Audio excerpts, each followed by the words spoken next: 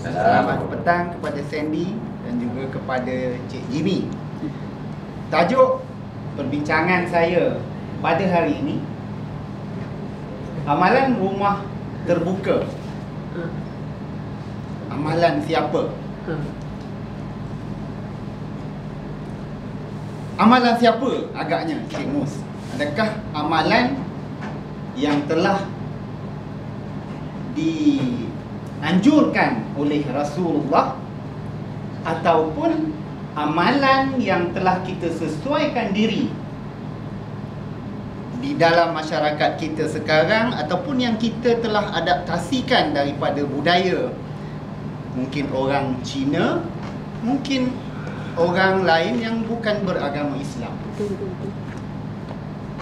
Saya bawa kembali kepada matlamat kita berpuasa sepanjang bulan Ramadan. Saya yakin semua daripada kita tahu kenapa kita berpuasa. Para ustaz mengatakan puasa adalah universiti ataupun tarbiyah. Puasa untuk melatih diri kita, untuk memperbaiki diri kita supaya lebih mendekati kepada Tuhan. Itulah yang telah dianjurkan oleh Islam, supaya kita insaf, supaya kita sedar bahawa ada orang-orang yang tidak berkemampuan, supaya kita sedar bahawa dalam diri kita terlalu banyak nafsu.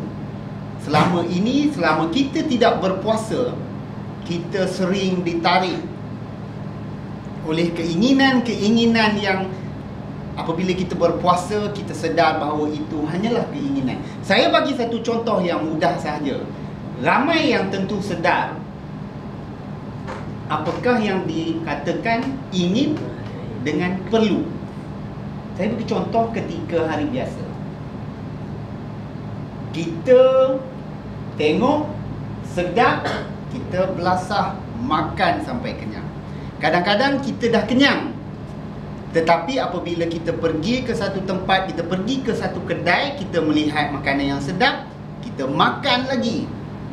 Walaupun kadang-kadang kita kenyang, kita tetap makan. Tapi apabila berpuasa, perkara yang sama berlaku. Kita ditarik oleh nafsu. Ketika pergi ke bazar Ramadan, kita beli berbagai-bagai juadah. Apabila kita balik dan kita hidangkan, bila kita makan, kita kenyang dan akhirnya kita muat. Kalau orang yang belajar berpuasa dan belajar apa erti berpuasa, latihan itu sepatutnya mengajar kita bahawa kita makan sekadar untuk menambahkan tenaga untuk kita kenyang. Makan apa sebenarnya tidak berapa penting. Betul atau tidak betul? Kita dapat mengetahui, oh rupanya selama ini kita terlalu mengikut nafsu. Baik, mukadimah saya nampak macam panjang. Tidak mengapa. Saya cuma nak bawa bahawa kita puasa dan akhirnya bila kita menyambut perayaan, untuk kita mengumumkan kemenangan. Kemenangan bahawa kita telah berubah, kita telah ditarbiyah. Dan Nabi mengajar kita berpuasa. Apabila habis berpuasa, kita menyambut Aidilfitri dan kita pergi sembahyang raya, kita berjumpa dengan ramai orang yang mungkin untuk saling mengucap taqabbalallahu minkum contohnya. Semoga Allah makbulkan usaha kita. Ada unsur-unsur peringatan ketika itu. Tetapi malangnya kita buat rumah terbuka. Sedangkan rumah terbuka sepatutnya sentiasa terbuka. Kenapa perlu buat rumah terbuka? Dan kita sediakan makanan. Sedangkan kita perlu berjumpa dan saling nasihat-menasihati dan mengumumkan kemenangan. Dan lebih malang lagi, kita pergi rumah terbuka, pergi ke rumah haji, kita tidak pergi ke rumah Allah.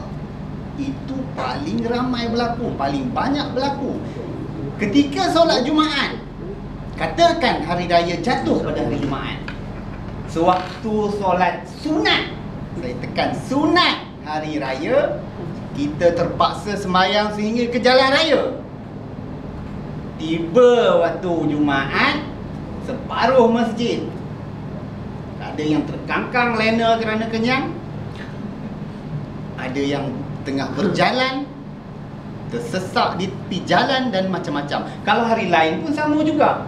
Kita tidak pergi solat Zuhur, kita tidak pergi solat Asar, dan malah yang paling teruk, kita tidak bersolat. Sandy tentulah tak solat, tapi saya masukkan kepada orang lain. Maafkan saya. Faham. Obvious. Jadi saya nak mengatakan di sini, saya tidak bersetuju dengan rumah terbuka. Kerana ia merupakan satu pembaziran, dan tambahan pula kita menambahkan lagi amalan kita merayakan hari kemenangan sehingga sebulan. Sepatutnya kita puasa. Sebaiknya hari raya kedua kita puasa 6, supaya momentum tarbiyah bulan Ramadan itu berterusan. Tapi rumah, kenapa tak buat puasa bulan hari yang kedua? Ramai panggilan, ramai jemputan, nanti tak pergi kata apa pula. Itu masalahnya, sebab semuanya lebih suka merayakan kemenangan nafsu sebenarnya. Kemenangan nafsu yang telah bebas, sekarang dah boleh makan macam-macam, maka kita rayakan kemenangan nafsu. Sepatutnya kita merayakan kemenangan kita mengekang nafsu. Saya tinggalkan persoalan rumah terbuka. Amalan siapa di sini, fikir-fikirkanlah supaya boleh kita membuat perkara yang lebih baik selepas ini. Sekian, terima kasih. Wabillahi taufiq wal hidayah. Assalamualaikum warahmatullahi wabarakatuh. Terima kasih Cik Sufi.